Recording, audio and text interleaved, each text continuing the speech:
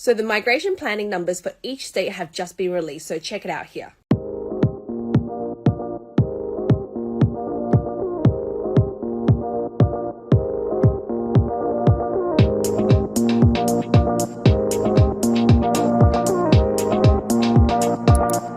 So for the 190 in New South Wales, there's 2,650.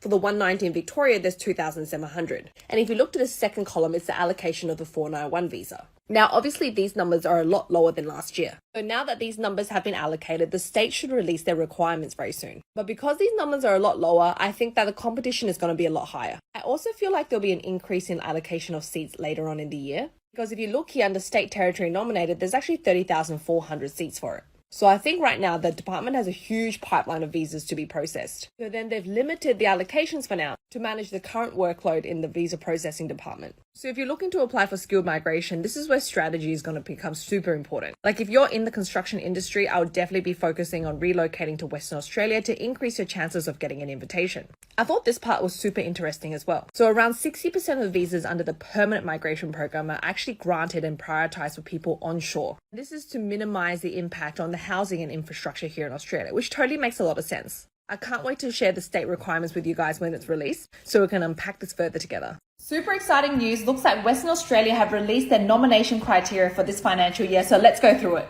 So there's Schedule 1 for health and medical occupations, and all occupations under here will be prioritised. All other occupations will fall under Schedule 2, and 4 industries will be prioritised under Schedule 2. So the 4 priority sectors will be building and construction, healthcare and social assistance, hospitality and tourism, as well as education and training. For the 190 visa, you will need to have a job offer for at least 6 months. However, if you're working in the construction industry, you won't need to have a job offer at all. And similar to last year, if you are a graduate of WA, apply for the 190. If your occupation is on the list, you won't need a job offer. So exciting, follow for part 2.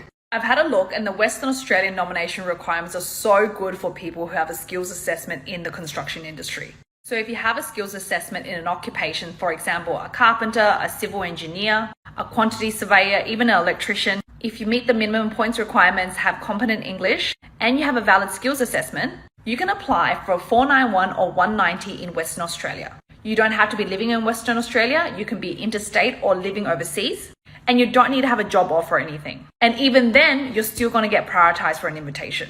So you just head over to the website and you check the occupation under the building sector. So you just head over here, look at eligible occupations, tick building and construction, and then you can see all the occupations here. It's crazy, look at it. There must be like a huge demand for construction at the moment.